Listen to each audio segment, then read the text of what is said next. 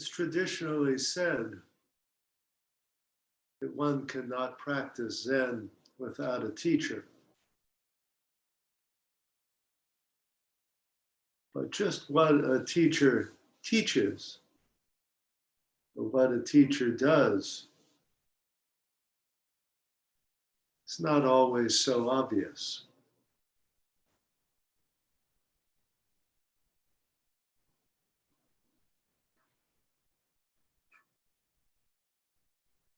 How do we recognize a teacher? How do we recognize someone who can be a teacher to me?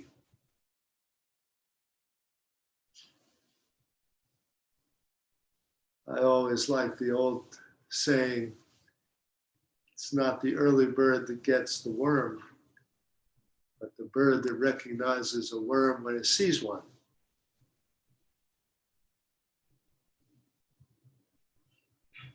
I think that's true when it comes to teachers. We have to be able to recognize one when we see one, but that has to be very individual, very particular to ourselves. And obviously out there, there are all sorts of people with titles, roles in institutions, big followings of written books, lots of people who are designated teachers or gurus of one variety or another. But what kind of connection can I have with one of those people? What is it that I'm actually going to learn? What kind of relationship do I expect to have?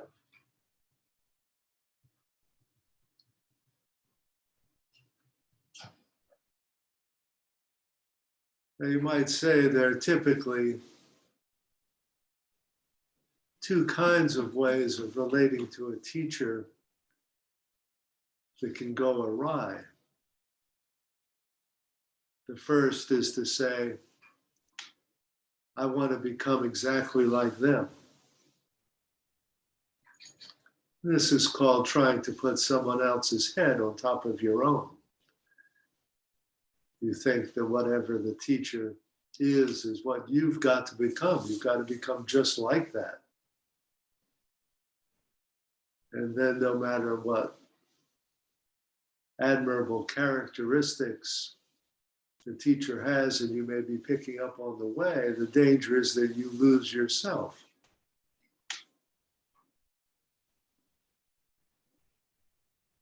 You become an imitation of something. You may become a pretty good imitation of it.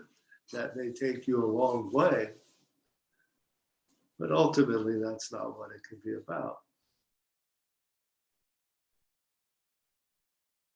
The other kind of pitfall, excuse me, the other kind of pitfall is to find a teacher who's so miraculous, so wonderful, that you feel, I can never be like that. They're such an extraordinary, enlightened, special human being. I'm just a million miles away from that. I could practice forever and I would never be that.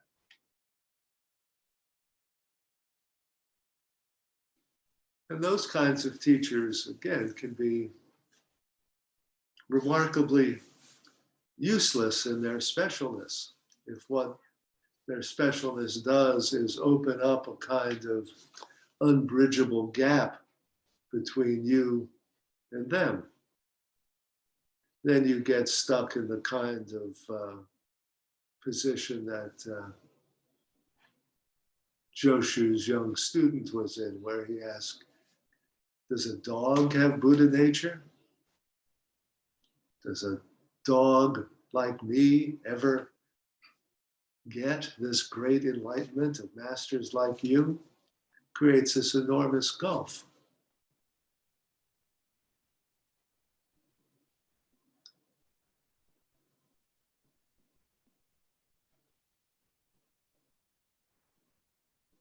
So what do teachers do and how do they teach? What is a teacher for?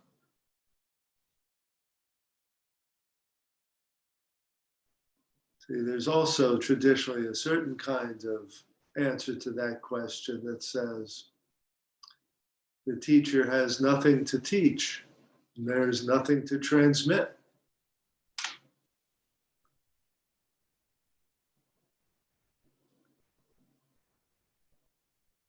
Well, what does that mean? What use do you make of hearing a thing like that?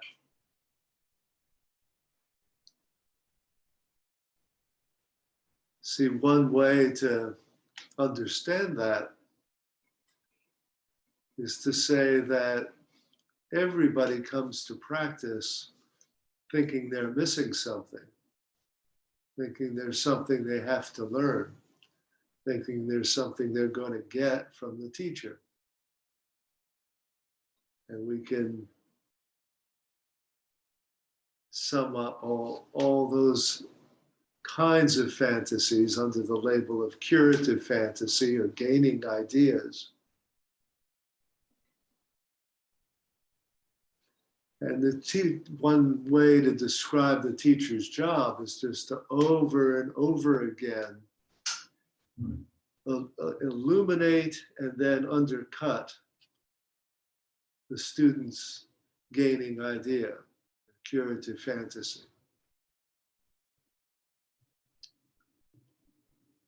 Whatever the student thinks is missing, there's nothing missing.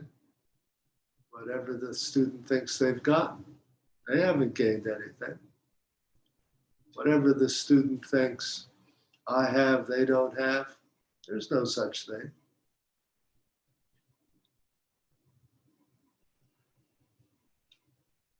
You know, I think that's sometimes a stance I can take with people, at least having them try to develop the habit or practice of honesty about their individual curative fantasies.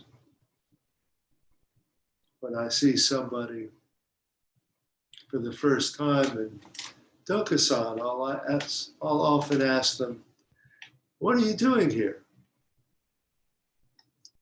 And I mean that question at two different levels. First, what are they actually doing moment to moment in terms that they're calling practice? You counting your breath? What do you think that's going to do for you? Trying to empty your mind of all thoughts, be completely clear-headed? How come? See, everybody's got some notion of what the practice is, and I want to hear, well, what are you up to? What are you trying to make happen when you sit here? How do you distinguish a good sitting from a bad sitting? No matter how much people will say they're just sitting, almost everybody, if they're honest, will say that they're, some half hours felt really right or good, and some they didn't like them at all. That wasn't how it's supposed to feel. And that's the most basic clue we have to what our curative fantasies are. What kind of discrimination or judgment are we making about good or bad, moment to moment, about what we're feeling, what we're experiencing or thinking? So we have to start just by being very, very honest about what we're up to, what we're trying to make happen, what we think is working, what we think isn't working. And so that's a job of a teacher, to help create that mindset of honesty about just what this is, what we're doing.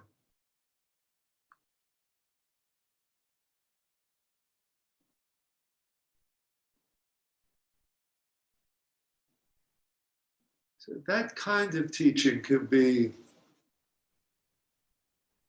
kind of very inquisitive or investigative, And it can be very confrontational for some people, challenging what they think they're up to. But there can be a whole other style of teaching.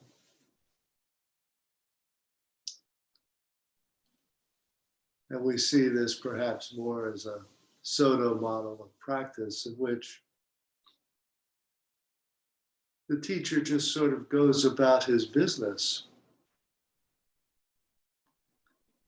sitting, working, performing rituals, taking care of all the little odds and ends of daily life. And in certain schools, the teacher really doesn't do much more than that.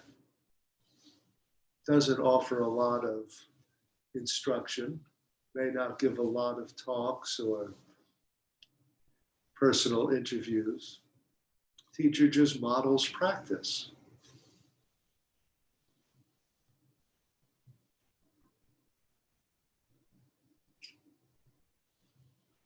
And in a subtle way, that can be conveying the same lesson, that there's nothing to get and nothing to gain. We're just doing this day in and day out. We're just sitting.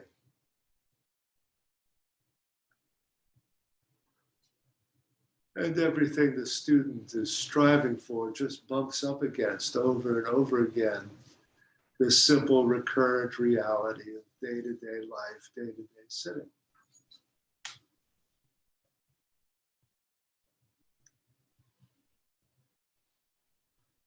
And there the teacher might be modeling something that you might call goalless effort or goalless attention. Not trying to become something or make something happen. Yet doing everything with great effort and energy and meticulous attention and care.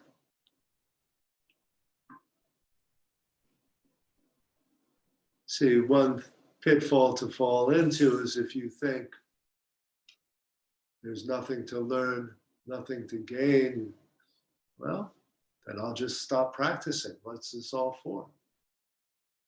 I'll just sit on the beach, drink my margarita, read my novel, and watch the tide roll in and out. Well, could do.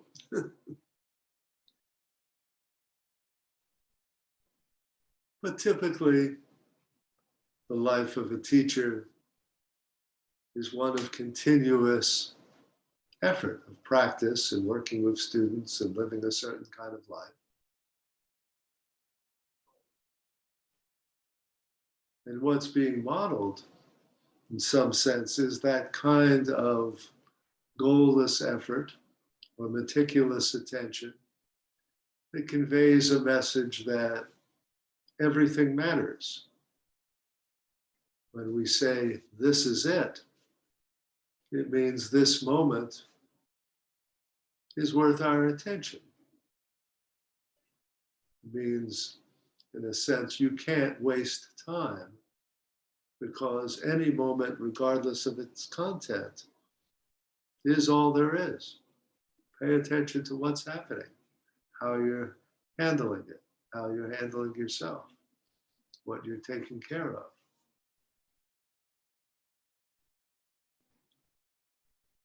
See, that kind of practice of just observe the teacher day-to-day life, that's really something that gets built in to residential or monastic training. It's much harder to see that happening in lay practice. But what you can see, I hope,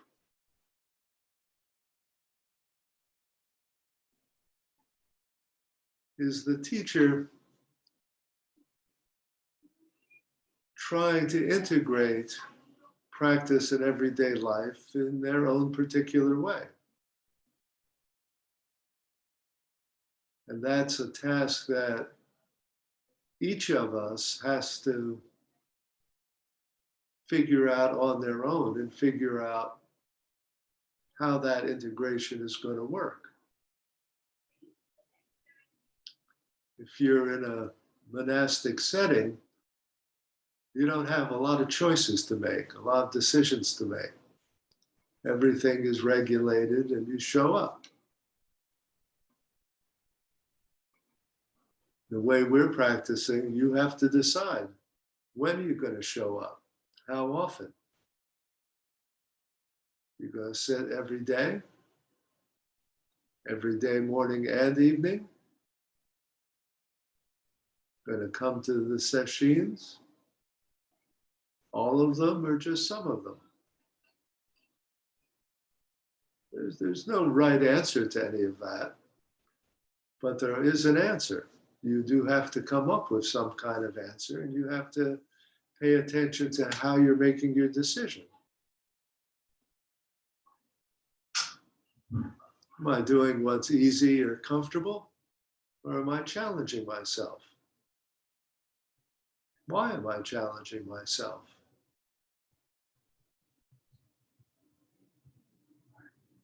See, again, where we can get torn between trying to find a way of life and a way of practice that feels right and natural to us. But we can also use that as an excuse to become complacent and always keep practice within a certain comfort zone. And that can be okay for a while, but by and large, life won't stay within a comfort zone for us. And if we think our practice is supposed to keep us comfortable, life just is not going to cooperate with that plan, at least not forever. So there's something about practice that should give us experience of saying yes to what's arising, even when it pushes us outside of our comfort zone. And we do that by sitting a little longer or more often than we might think is comfortable for us. We push ourselves, not necessarily with some goal in mind, but just a willingness to be present to a bigger range of experience. See, I think the danger of staying in your comfort zone in practice is that no matter how long you practice, you can be just staying within a certain groove. And then you say that there are people who've been practicing 25 years, but they've really had 1 year of practice 25 times. They've sort of done the same thing over and over again, right? That may suit where they are and what they come to practice for. But there really is a difference between that and people who are constantly using practice to take them outside of their own personal comfort zone.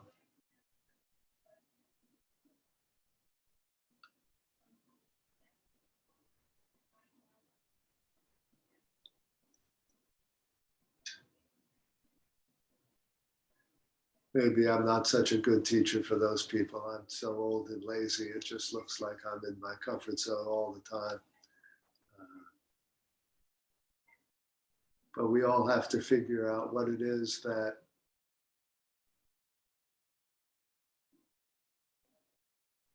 we think makes a life of practice. It brings practice off the cushion and into how we handle ourselves day to day with one another.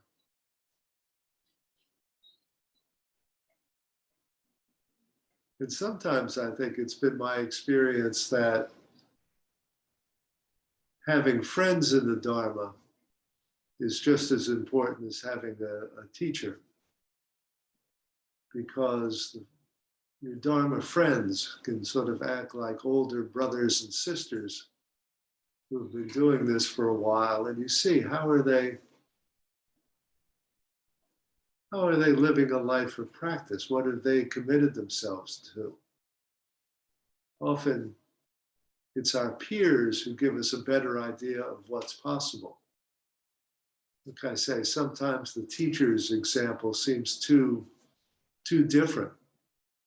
I'm never going to be like that, and I don't quite know what to do with the middle ground. Where should I position myself? Just how much makes sense? And I think we often figure that out in relation to our peers as much in relation to our teachers. People we think of as, well, I'm like him. He's not that different a person. If he can do it, I can do it. It's good to have a person like that in your life.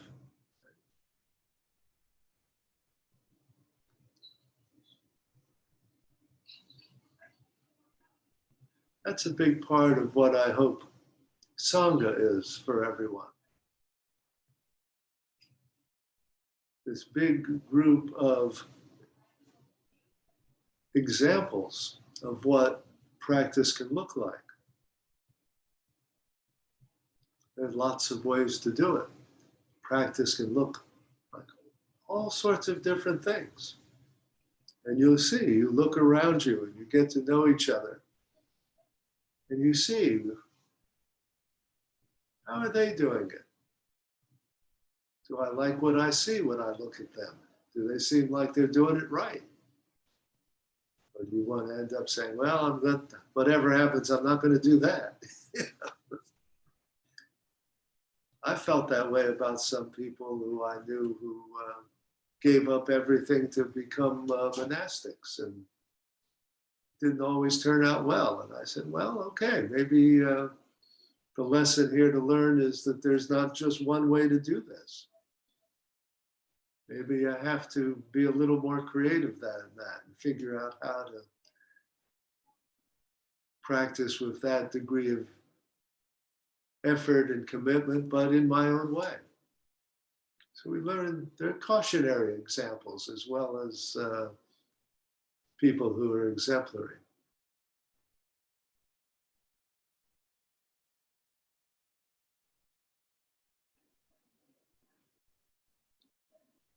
So I'll leave it there today. I think we all need to think about